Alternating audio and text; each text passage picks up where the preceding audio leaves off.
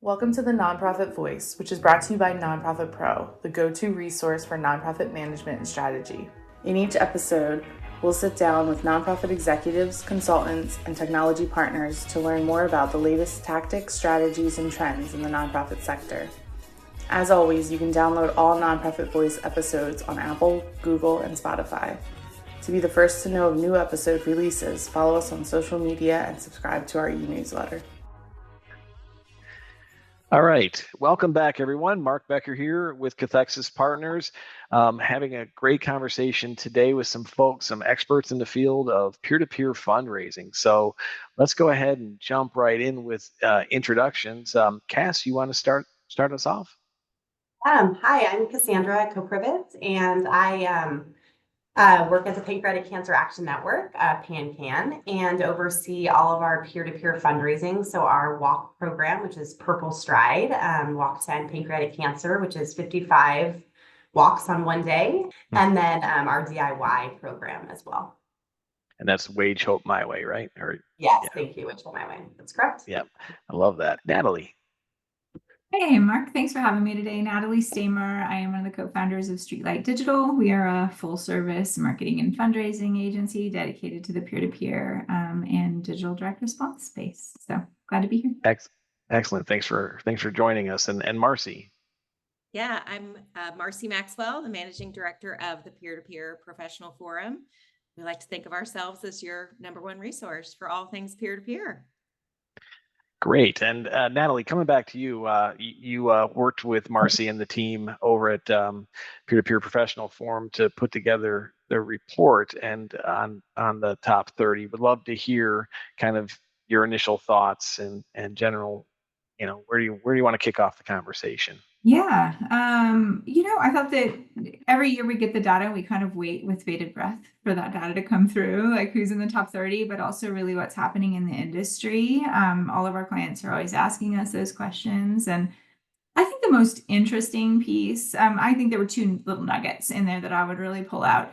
Number one, how much the industry is both growing from a horizontal and a vertical perspective, meaning that horizontally, it's really growing. Each organization is growing the number of programs they have across the spectrum. So from maybe they started with Walk, now they have Walk, DIY, live streaming and gaming, a cycling event, it runs the gamut, right?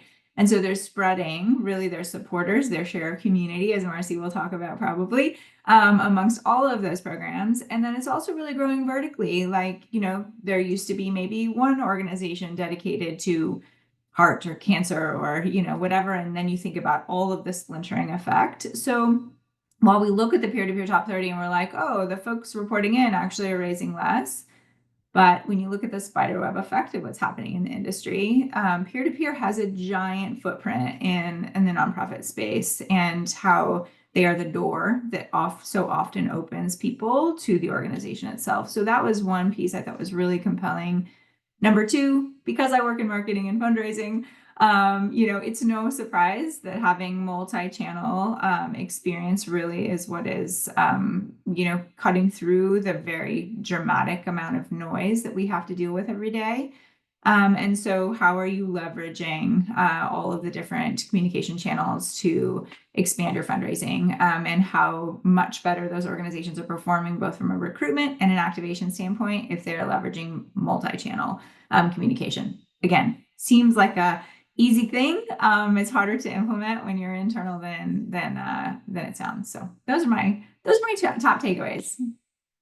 Nice. Marcie, It's always all yours. Yeah, Marcie, anything to add to that? Yeah, I mean, I think, to Natalie's point, I completely agree about the just diversification of the peer-to-peer programs. But the reality is not only are the top 30 been growing post-pandemic, while the growth has slowed, it's still definitely growing post-pandemic, but just the industry as a whole. I mean, we had a record number of campaigns submitting their data, 143 programs submitting their data, which is a huge step up from just back in 2019, where we had about 90 programs submitting. And so we're seeing that growth across the industry. I think when it comes to looking, we often get asked questions specifically about how are we performing against the pandemic, right? Pre-pandemic numbers. And, the reality is most programs in the top 30, they're not back to their pre-pandemic numbers. And I think it's important to level set that, especially with leadership and organizations of, maybe it wasn't realistic to think we would get back there within 2 to 3 years. It took us a while to get to those numbers. It's going to take us a while to get back to those numbers. And so both in terms of registration and in terms of participation. And then I would just say, the industry's changing in the same way consumer expectations have drastically changed. The report started gathering data back in 2006. And the world is completely different since then. And so to compare data from then to here, it's not apples to apples, right? The world is really different, but that we're still seeing a lot of growth in the space. It is completely different, right? Because I'm looking at these numbers from 2006, and the average program brought in like 46 million, and now it's closer to 12 million. That's a huge shift in just how the campaigns are set up and how the programs are set up, right? It is, but I think for a lot of organizations in 2006, they kind of had that one tentpole program where they were putting all of their eggs in one basket, right? And then I think they started to uncover that there were other ways that they could reach, whether it's new groups of supporters or ways that they could grow their supporters into different channels, and just kind of with those changing expectations, kind of started resourcing other opportunities differently than putting everything into a single program. Mm-hmm. And Cass, I know you guys, working with you and your team, it's really great seeing you're always trying different things, and you've kind of reinvented your Purple Stride and kind of shifting, not just kind of shifting it all to the same day, and over the last couple of years, and also putting more additional focus into your Wage Hope My Way DIY campaigns, and looking at you have your hands in a lot of different buckets, and you got a lot of different things going on. And how where are you seeing the industry going, and where do you see your programs going? Yeah, it's interesting. Yeah, we definitely were one of those organizations. It was just Purple Stride, but even now, when I look at and I listen to everything that both Marcie and Natalie just said, and then what we heard at the the peer-to-peer, we are kind of at a tipping point, I think, with Purple Stride and with our peer-to-peer. Our peer-to-peer program accounts for about 40% of the organization's total revenue. So, we're looking internally at some diversification, but, then when you look within peer-to-peer, it's almost entirely a Purple Stride. And so while, yes, we have, we do dabble in, we have our Wage Hope My Way, our DIY program, we have a very small endurance program, we have, some streaming, it's very small. And so, I think one of the biggest takeaways for me is the world has changed so much. And so I think being able to take those numbers back to our leadership is so helpful, because there is this expectation that someday soon we're going to be back to those 2019 numbers. And so while our revenue for Purple Stride our participants aren't even close. And so it's just taking that shift, but then also, in this new world, there's such a shift to this fundraiser and participant centric, the need to really have that focus. And I think that's where we need to go, and looking at even diversifying more within our peer-to-peer portfolio. And so that's kind of what I would like to do over the next year, is really look at what does that mean? I know Purple Stride's not going away, but we're not going to be able to just continue, as we're seeing these shifts, we need to start thinking a little bit differently and looking at how are we really reaching new audiences in a meaningful way. And yes, part of that, I think, is an opportunity through our current opportunities. There's the opportunity to reach new audiences. But if we really want to reach new audiences, I think we need to be looking at our peer-to-peer footprint differently. Yeah, I think diversification is kind of a trend that definitely Natalie, came out in the report, because it's not just different types of programs and smaller programs, but it's also in how the organizations are communicating with the participants, right? Yeah, I think that I mentioned it at the forum, but we make something like 30,000 decisions every day. And I think that, probably some people on this call make more than that because that's the average person.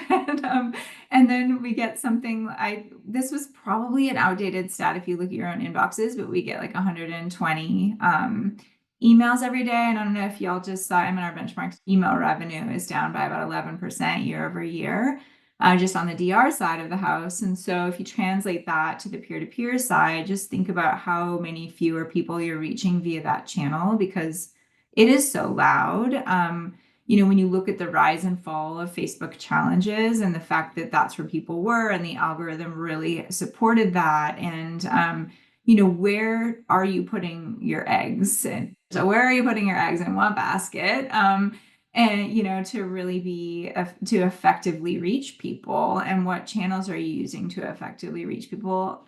I think, I love when people say, well, but email is free. Well, email is totally not free. Email is, it's time, it's design, it's segmentation, it's your platform, it's all the things. So, what is the actual cost? And then how do you associate that cost with other channels that might, have a official price tag, if you will. So from like SMS or advertising, and how are you using those channels effectively? Like, you absolutely have to double down in those places. And the other thing is, like, videos everywhere. Like, everybody is just scrolling. How much time do y'all spend on your reels? If you get stuck on there on any given evening, way too much, right, Cass? Like, what's happening on those reels, and how do you tap into that opportunity to really get in front of the right audience is the next wave of comms. So. Well, and I would say, I think the other piece is focusing on that right audience. And Natalie, you kind of mentioned this earlier. I think we've seen some of the large, players in the space really invest in general market advertising. And I think that creates kind of a false expectation for a lot of other organizations that especially are somewhat of a niche audience, somewhat of a niche disease, or that is being researched. And, the term that I can't take credit for it, although I'm probably going to have said it more than he did in the first place, but Jonathan Harris, who's with Team to End AIDS, he started talking about the share of community. We hear in marketing, we hear about share of voice, we hear about share of wallet, but he said, they're an endurance program focused on supporting the AIDS community in Chicago. And he said, I'm not looking at how many people in Chicago are participating on our marathon team. I'm looking specifically at what % of people living with AIDS in Chicago are invested with us. And the same thing, I talked to Megan Gavin at American Diabetes Association, and she said there's 83 million people in the US living with diabetes. How many of them are engaged with us as an organization, with our walk? How do we make sure we're focusing and finding and spending our money to target them, as opposed to casting the widest net possible, which I think, when we first started dabbling in, we're going to invest in marketing, it was still very much kind of, casting the widest net possible instead of really saying, how do we spend wisely and focus on growing our share of community? So Cass, I don't know, what that's looked like in y'all's world. And I feel like you articulated it so beautifully, but you can't be everything to everyone. And I definitely think when I look at, I think we have work to do when we talk about, the marketing and really investment side of that. But then in addition, we have such a unique model with our volunteers. And so we only, we have our one national office. We have a smaller footprint when it comes to our staff. So we rely on our leadership volunteers. We have affiliates that are made up of leadership volunteers across the country. And these volunteers are so invested. They do so much for PanCan. But how are we ensuring that we're using their time the best that we can, and that they're having the most impact locally? And what does building community mean? And then how are we making sure that we're building the community that represents pancreatic cancer and the people that we really are trying to, that share of community within all the different cities that we represent? And so it's an ongoing conversation. We actually restructured our volunteers recently to really focus on a new structure, our mission and a community action team, we're calling it, where their role is really just to get in front of new audiences, with driving people to Purple Stride being the main CTA. But what does that mean? What are those audiences? The lunch and learns? How are we doing a better job of getting in front of HCPs in a meaningful way? What are the resources that are needed? So I think a little bit of a different angle, but that's something that we're focusing on every day because it's so untapped, or at least we're definitely not infiltrating it in the way that we could be. But it's hard, and building community is not easy.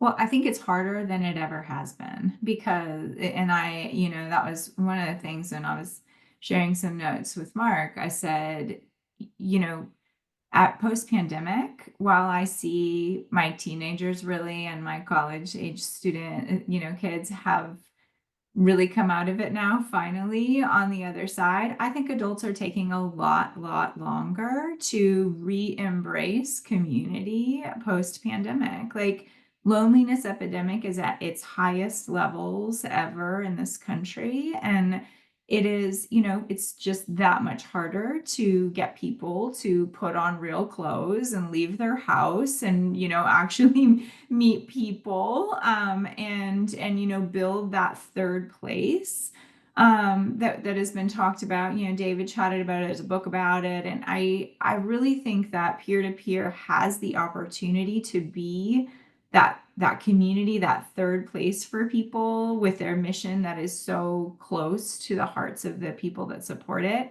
But it is getting adults again to take the next step to get out of their homes and be a part of that community and really and embrace post-pandemic life, which I think has been a real hard, real struggle. It's not even about fear or anything. It's about habits. We got into habits of just hanging at home and not necessarily being out doing things. And it feels like there's, even more of a sense of, because of those changes, being particular. And I want to make sure that when I am leaving my house, when I am going and doing things, it's something that is going to really feel, going to give me going to make me feel a part of this community, and it's going to make me really feel like I'm contributing and giving back in a meaningful way. And so I think looking at that, it's not just going to a meeting. And I think that was easier pre-pandemic, just getting people to come to a meeting. And that's not going to do it anymore. No, it sure doesn't. And relating all this back to the report, I think about the numbers again. I'm a total geek. I always keep a copy of the peer-to-peer top 30 somewhere on my desk. It's always within reach. And the numbers are down as far as participants go, right? And the fundraising was kind of up-ish. So they were both up a little bit, but up a little bit, yeah. But okay, down in comparison to how much they were growing in the past few years. So got it. Revenue for the top 30 was up 3%. Participation was 3.5%. Yeah. So again, there are days when we would have absolutely celebrated 3% growth. I was, Cass, you were just talking about having a goal of 7% growth. And in my mind, I'm like, that's great. Like, that's really, if you're, achieving those numbers is really great. But when we were seeing 15% growth or 9% growth in the past couple of years coming out of that pandemic hole, I will say, right. 3% doesn't sound as exciting. And, especially at least when it comes to revenue, the inflation rate in the US was 2.9% last year. So if an event grew, but only grew 2%, did they actually return more money to the mission, or were they, basically flat based off of inflation? And I think that's an important, it's still, we want to celebrate the growth. Growth is still growth, but right. Kind of understand the nuances of it, of how this is going to drive forth our missions is really important to understand the context of, the economy as it. Did the number of donors per participant grow, or did that stay, or did we look at that? Was that dug into? Relatively flat, Marcie, when we looked at it? Relatively flat. I don't have that up in front of me, Mark. Because I didn't mean to put you on the spot by that, but yeah. when we were talking about this, and Natalie and Cass are talking about just people feeling connected, I always go back to the struggle that organizations have, and will always have, which is how do you talk to your participants, but also equally important, how do you talk to those donors that are just, they don't know you, you're a stranger, and more than likely they know their friends that they supported, and expanding that community. And if the number of participants are growing, but not growing as fast as you'd like to see, but the donations are going up, that's great. But then how do you turn those first time donors into, how do you get them engaged, and how do you teach them about it, and what's the right strategy there, and not just beating them up for more donations a week after the event, right? Yeah, I mean, doing just a quick cursory glance, because I can multitask. Number of donors was similar, right? I think it also differed by the type of campaign. I mean, we see, events like cycling and endurance where there's a fundraising minimum. Those have much higher, Right. average number of donors than a walk. Walk was up, from 5 to 6. So, not a huge jump. Cycling was up a little bit on average from 18 to 25. Endurance dropped a little bit, 18 to 16, so it's kind of a little bit of a mixed bag in terms of the number of donors across the board. But I always think it's important to understand how it's different across different event types. Mm-hmm. And so, Cass, I know that you and your team, do a great job with communications. And anything special or any advice you can kind of give regarding how you with your first time donors? So it's so interesting. It's an ongoing conversation internally, just because I think a lot of times when we look at our donors, we're looking at them across the organization. And so I feel like I'm just always beating that, their peer-to-peer donors are different, and, we have to make sure that we're talking to them differently. And so I actually don't think I think that's actually untapped for PanCan. We really focus most of our communication on our fundraisers and our participants, really then trying to get them the tools they need to be focusing on their donors. But I think the big conversation we've been having internally is that we need to get to know those donors more. How are we really understanding? Because the peer-to-peer donors are such a range. There could be my neighbor who has no connection to my person and is really just supporting me. Or there could be my brother who is connected to the mission, but a little bit, one step removed. So I think that there's a really important nuance to understanding those donors, and what is, after they take that action, what are they doing from there? And then how are we really talking to them based on their level of engagement? Because I do think that peer-to-peer donors are so different than, of course, donors in general. And I think it's always reflecting back how they came in, so it's not just saying thank you for giving to PanCan Purple Stride. It's thank you for supporting Cass as she fundraises for PanCan Purple Stride. Let us tell you a little bit more about this organization that means so much to her. It's acknowledging how they came in, the relationship, and not immediately making them feel like they just got dumped into a solicitation list. So I feel like the language is so important. Words matter. Words definitely matter. I think that's a first step. And Cass, I love what you said about learning about your donors. So learning about those event donors, how do you take that first step that Marcie shared, but really use technology to build a communications, funnel for those folks, so that you really are branching them into the right, the right communication stream. How do you use constituent journeys to really, and then ask them a question up front and put them into the right journey that really is relevant to them and why they want to be there. And I just so many people are like, oh, I don't want to take anybody off my email list. And you're like, well, why do you want to keep messaging people who don't really care about you?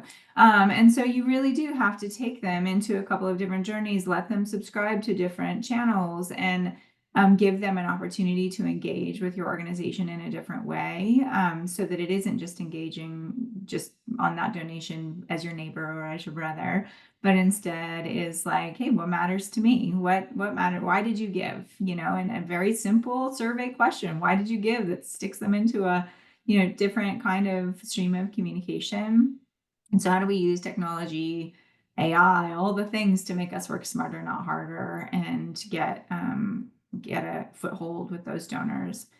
like also the whole share community. I mean, technology also is making it that much harder with like first party versus third party data. We used to be able to target people, on Meta who were, had an interest of pancreatic cancer, and you can't do that anymore. It doesn't exist as an audience anymore. And so how do you get creative and to find your share of community and target your share of community so that you can get in front of them? And part of that is pulling those donors in, those event donors in, learning about them, using that first party data and being able to communicate with them really, really wisely.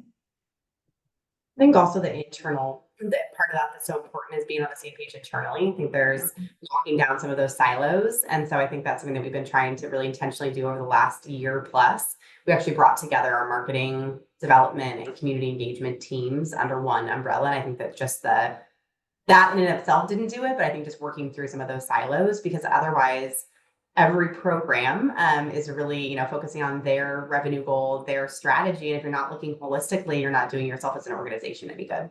And I think a lot of organizations don't stop to actually track their participants and their donors after the fact, and to understand if they do give again.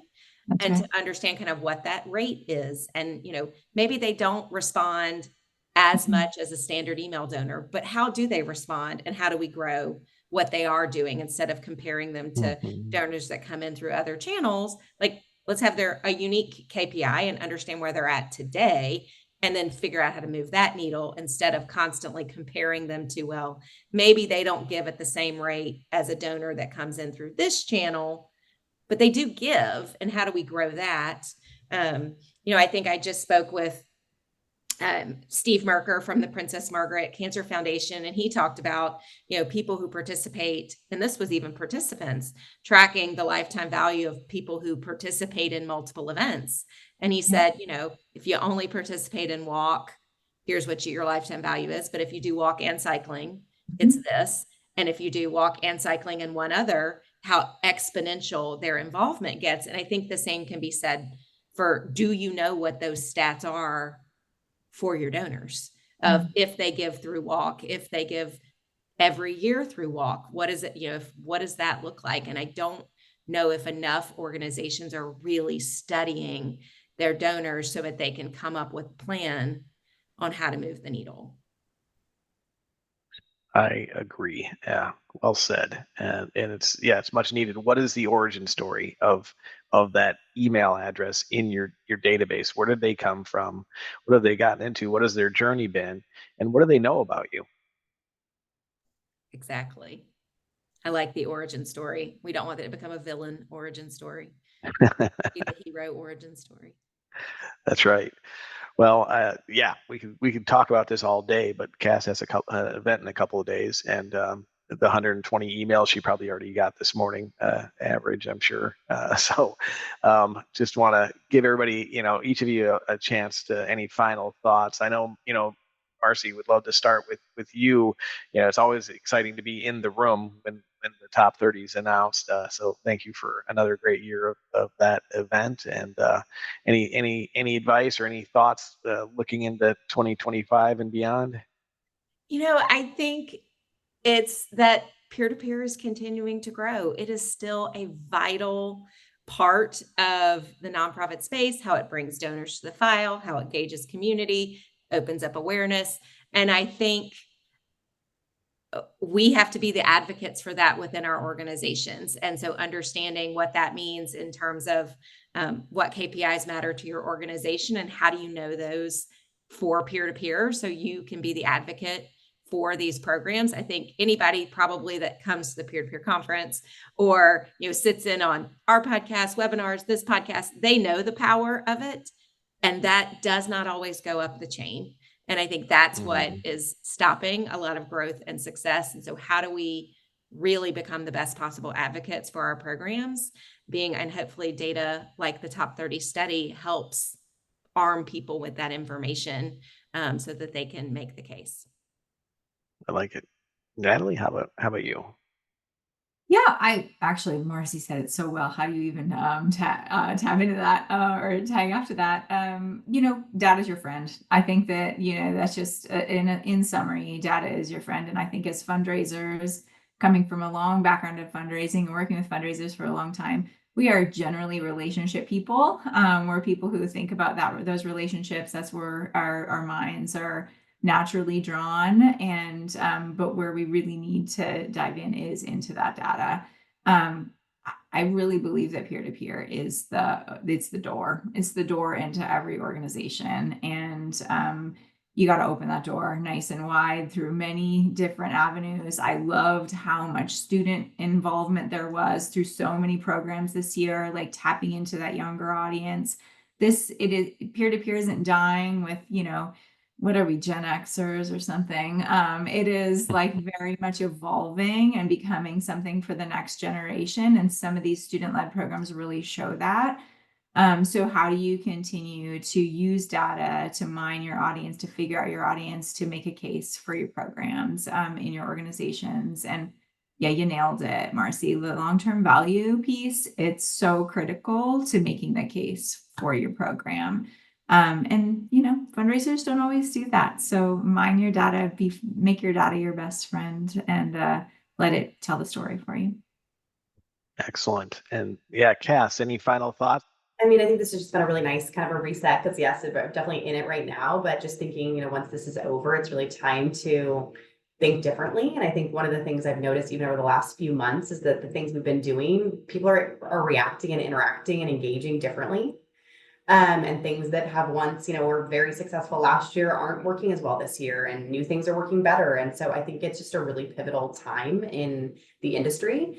And I think that buy-in and that data and everything that Marcie and Natalie just articulated so well is just going to be absolutely critical to figuring out what the next step is. And so all programs are different, whether it's, continuing to do the same thing, but do it in a different way, or completely trying something new. I think it's just making the space and figuring out how to, not only get the internal buy-in, but to manage the resources that you have in the best possible way to look at things in a different light.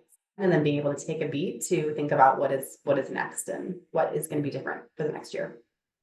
Yeah, well, definitely good luck to you. Then good luck to everybody listening in for their programs and their 2025 and 2026 seasons. But Cass, Natalie, and Marcie, thank you very much for your thoughts and your time today. Yeah, thank you, Mark, for having us. Thank All right. you. Have a great day, everybody. Thanks for listening. Listen to more episodes at nonprofitpro.com, as well as on Apple, Google, and Spotify.